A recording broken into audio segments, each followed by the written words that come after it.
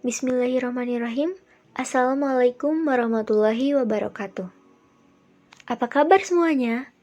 Dalam video kali ini, kami akan membahas tentang Merdeka Belajar, di mana yang akan kita bahas di sini yaitu apa sih Merdeka Belajar, bagaimana konsepnya, dan apa alasan dan tujuan dibentuknya Merdeka Belajar. Tapi sebelum ke video pembahasannya, kita bisa kenalan dulu nih. Nama saya Intan Nur Elitsa dan dua rekan saya yang ikut membantu menjelaskannya yaitu Dayuni dan Muhammad Sahdam. Oke, sekarang kita masuk ke pembahasan yang pertama yaitu pengertian dari Merdeka Belajar.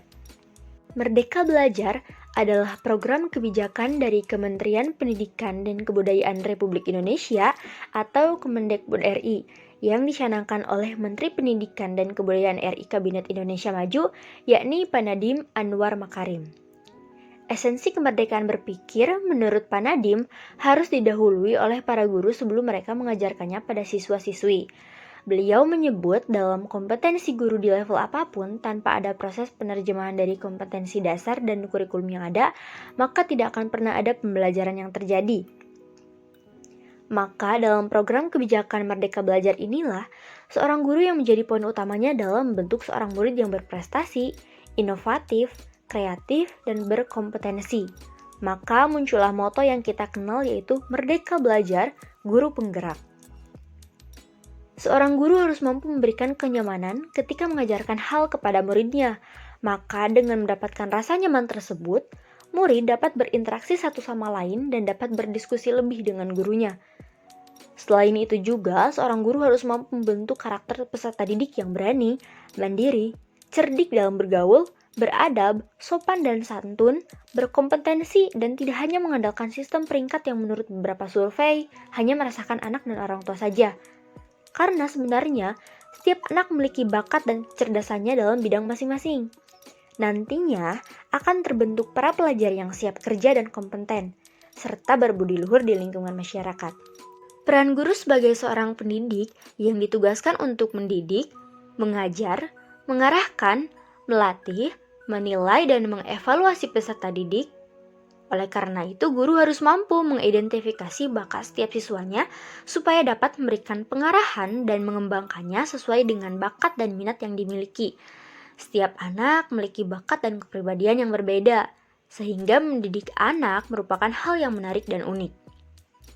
Dengan itu dilihat dari tujuan atau cita-cita yang diinginkan oleh negara Indonesia bagi para penerus bangsanya, memang peran seorang pendidik amat sangat penting di sini untuk mewujudkan cita-cita tersebut. Mungkin itu saja untuk pengertian dari Merdeka Belajar. Selanjutnya yaitu pembahasan tentang konsep dari program Merdeka Belajar yang akan dijelaskan oleh rekan saya. Mohon disimak dengan baik ya. Baik, untuk materi selanjutnya yaitu mengenai konsep Merdeka Belajar. Nah, yang pertama ada menilik konsep Merdeka Belajar menurut Ki Hajar Dewantara. Ki Hajar Dewantara memang tersohor sebagai pahlawan pendidikan Indonesia. Bahkan ia mendapat julukan sebagai Bapak Pendidikan. Melalui buah pemikirannya, Ki Hajar Dewantara berpendapat jika pendidikan adalah serangkaian proses untuk memanusiakan manusia.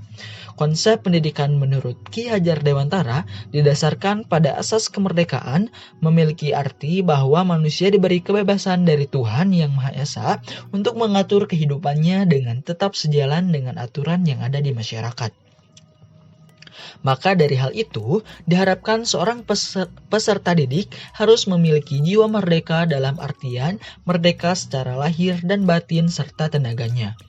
Jiwa yang merdeka sangat diperlukan sepanjang zaman agar bangsa Indonesia tidak didikte oleh negara lain. Ki Hajar Dewantara memiliki istilah sistem among, yakni melarang adanya hukuman dan paksaan kepada anak didik karena akan mematikan jiwa merdeka serta mematikan kreativitasnya. Melihat berbagai hal tersebut, tentunya sesuai dengan program pendidikan yang diusung Indonesia saat ini, yakni sebuah program kebijakan Merdeka Belajar. Merdeka Belajar adalah program kebijakan baru Kementerian Pendidikan dan Kebudayaan Republik Indonesia atau Kemendikbud RI yang dicanangkan oleh Menteri Pendidikan dan Kebudayaan, yakni Nadiem Anwar Makarim. Esensi kemerdekaan berpikir harus didahului oleh para guru sebelum mereka mengajarkannya pada siswa-siswi. Merdeka belajar diharapkan dapat memperbaiki proses belajar mengajar agar dapat berdampak baik dalam aspek kehidupan, mulai dari aspek fisik, mental, jasmani, dan rohani dalam dunia pendidikan. Pemikiran Ki Hajar Dewantara perihal Merdeka Belajar selaras pula dengan pembukaan Undang-Undang Dasar 1945 terkait mencerdaskan kehidupan bangsa.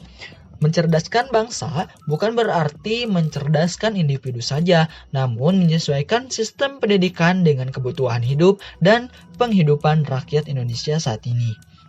Kemerdekaan merupakan salah satu yang bisa menggambarkan pemikiran Ki Hajar Dewantara. Terdapat satu hal dalam pemikiran Ki Hajar Dewantara yang harus digarisbawahi, yaitu tentang trisentris pendidikan, trikonsentris pendidikan, yakni keluarga, perguruan, dan masyarakat merupakan satu kesatuan yang utuh dalam pendidikan. Berdasarkan buah pemikirannya, Ki Hajar Dewantara sangat berjasa dalam kemajuan pendidikan dan pergerakan kemerdekaan bangsa Indonesia. Kita sebagai generasi muda harus bisa menghormati dan menghargai jasa dari perjuangan beliau. Lebih penting lagi, bisa meneladani, mempunyai cita-cita dan semangat untuk belajar dalam membawa Indonesia lebih baik dan lebih maju lagi. Mengingat momentum Hari Pendidikan Nasional, diharapkan semua pihak dalam institusi pendidikan dapat bersinergi dalam memberikan lingkungan yang sehat dan merdeka terkait proses belajar mengajar di Indonesia. Nah, di sini ada kutipan dari Bapak Pendidikan Indonesia yaitu Ki Hajar Dewantara mengenai maksud pengajaran dan pendidikan yang berguna untuk kehidupan bersama adalah kemerdekaan manusia sebagai anggota persatuan rakyat. Nah, adapun konsep merdeka belajar yang diusung oleh negara Indonesia saat ini yaitu menciptakan suasana belajar yang baru serta menyenangkan tanpa dibebani dengan adanya skor atau nilai tertentu. Maka pada tanggal 11 Desember 2019 muncullah 4 pokok kebijakan Kemendikbud RI, yaitu yang pertama, pelaksanaan USBN tahun 2020 dikembalikan ke pihak sekolah.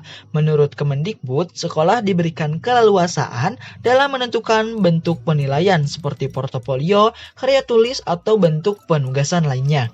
Yang kedua, pada tahun 2021, Pak Nadiem berencana akan menghapus sistem ujian nasional dan diganti dengan sistem baru yaitu asesmen kompetensi minimum dan survei karakter. Yang ketiga, membentuk siswa yang kompeten, cerdas untuk sumber daya manusia bangsa dan berbudi luhur. Dan yang keempat, dalam penerimaan peserta didik baru atau PPDB, sistem zonasi diperluas atau tidak termasuk daerah 3T. Bagi peserta didik yang melalui jalur afirmasi dan prestasi, diberikan kesempatan yang lebih banyak dari sistem PPDB. Pemerintah daerah diberikan kewenangan secara teknis untuk menentukan daerah zonasi ini. Nah, artinya dalam konsep belajar yang diusung oleh Menteri Pendidikan dan Kebudayaan Pak Nadiem Makarim saat ini yaitu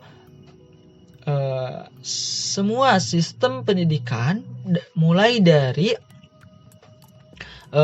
pelaksanaan atau penilaian kelulusan dan penerimaan siswa baru itu dikembalikan ke masing-masing sekolah, artinya dibebaskan sebebas-bebasnya asal tidak keluar dari asas pendidikan itu sendiri. Nah, mungkin sekian pembahasan dari saya mengenai konsep Merdeka Belajar. Selanjutnya dilanjut oleh teman saya yaitu Dayuni. Baik, materi yang ketiga yaitu alasan adanya gebrakan program Merdeka Belajar. Penelitian PISA tahun 2019 menunjukkan hasil penilaian pada siswa Indonesia menduduki posisi ke-74 dari 79 negara dalam bidang matematika dan literasi. Maka dibuatlah gebrakan penilaian dalam kemampuan minimum meliputi literasi, numerasi, survei karakter, dan survei lingkungan belajar. Yang pertama yaitu literasi bukan hanya mengukur kemampuan membaca, tetapi juga kemampuan menganalisis isi bacaan beserta memahami konsep di baliknya. Yang kedua yaitu numerasi, yang menjadi penilaian bukan pelajaran matematika, tetapi penilaian terhadap kemampuan siswa dalam menerapkan konsep numerik dalam kehidupan nyata. Yang ketiga yaitu survei karakter, bukan sebuah tes melainkan pencarian sejauh mana penerapan asas-asas Pancasila oleh para siswa. Yang terakhir yaitu survei lingkungan belajar, mengetahui lingkungan dan budaya serta adat dari siswa tersebut untuk mengetahui bagaimana cara kita belajar dan mengajar, dan pembelajaran dapat dipahami oleh para siswa. Materi yang terakhir yaitu tujuan diadakannya gebrakan program Merdeka Belajar adalah: yang pertama, kebijakan Merdeka Belajar merupakan langkah untuk mentransformasi pendidikan demi terwujudnya sumber daya manusia unggul Indonesia yang memiliki profil pelajar Pancasila. Yang kedua, mengutamakan kompetensi dari para siswa dibandingkan nilai. Yang ketiga, mampu membentuk karakter peserta didik yang berani, mandiri, cerdik dan dalam bergaul, beradab, sopan, berkompetensi, dan berbudi luhur di lingkungan masyarakat. Mungkin itu saja yang bisa kami jelaskan tentang program Merdeka Belajar dalam video kali ini. Semoga apa yang kita sampaikan di sini ada manfaatnya, dan mohon maaf bila ada kesalahan yang kami ucapkan. Terima kasih dan sampai jumpa. Wassalamualaikum warahmatullahi wabarakatuh.